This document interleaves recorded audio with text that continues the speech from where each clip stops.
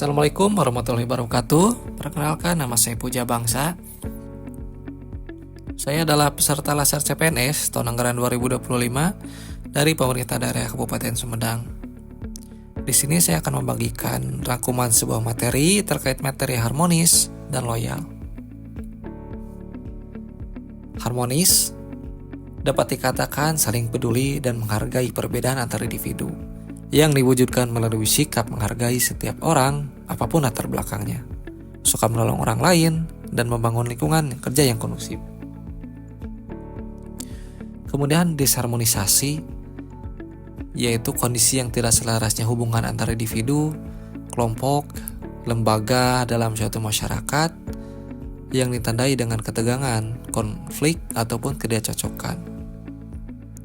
Disharmonisasi dalam masyarakat ini bisa berbentuk disharmonisasi antara suku, disharmonisasi antar agama, disharmonisasi antar ras, serta disharmonisasi antar golongan. Kemudian disharmonisasi ini tidak juga terjadi di lingkungan masyarakat dan juga dapat terjadi di lingkungan pekerjaan. Apa sih dampak disharmonisasi di lingkungan kerja?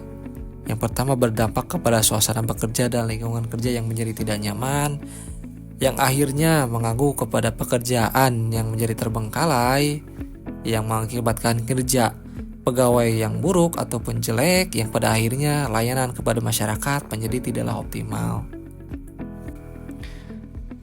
Kemudian atas disharmonisasi itu apa sih penanganan untuk masalah disharmonisasi? Yang pertama itu perbaikan kebijakan, yang dimana hal ini disebabkan karena permasalahan yang ditimbulkan karena perbedaan budaya yang merupakan masalah politis. Yang kedua yaitu melalui penanaman sikap toleransi. Penanaman sikap toleransi dan saling menghormati ini karena adanya perbedaan budaya melalui sikap pluralitas dan multikultural di dalam jenjang pendidikan formal.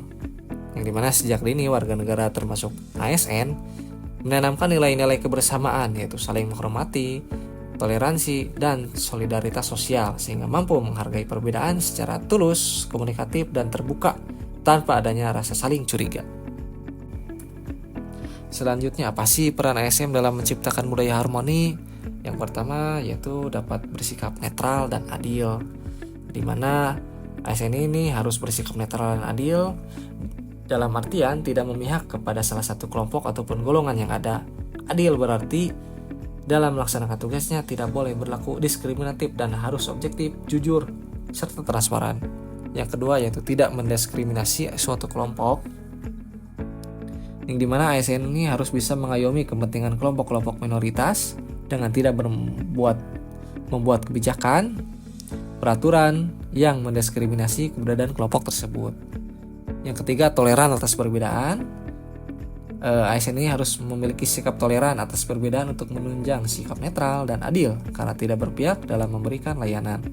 Yang keempat yaitu suka menolong, dan yang terakhir yaitu menjadi figur teladan, di mana ASN ini harus menjadi tokoh dan panutan masyarakat, di mana ASN senantiasa menjadi bagian dari problem solver yang dialami masyarakat.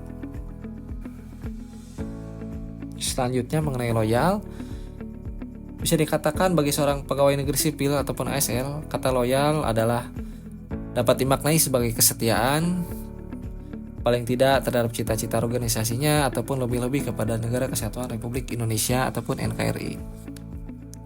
Kemudian apa sih wujud loyalitas ASN? Yaitu yang pertama komitmen pada sumpah dan janjinya, yang kedua penegakan disiplin, yang dimana menaati kewajiban dan menghindari larangan yang ditentukan dalam peraturan perundang-undangan.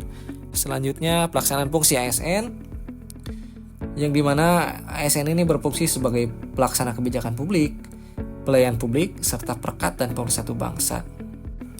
Dan yang terakhir yaitu aktualisasi nilai-nilai Pancasila, yang dimana dalam hal ini ASN diharapkan dapat menerapkan nilai-nilai Pancasila dalam kehidupan kesehariannya sebagai wujud loyalitasnya terhadap bangsa dan negara.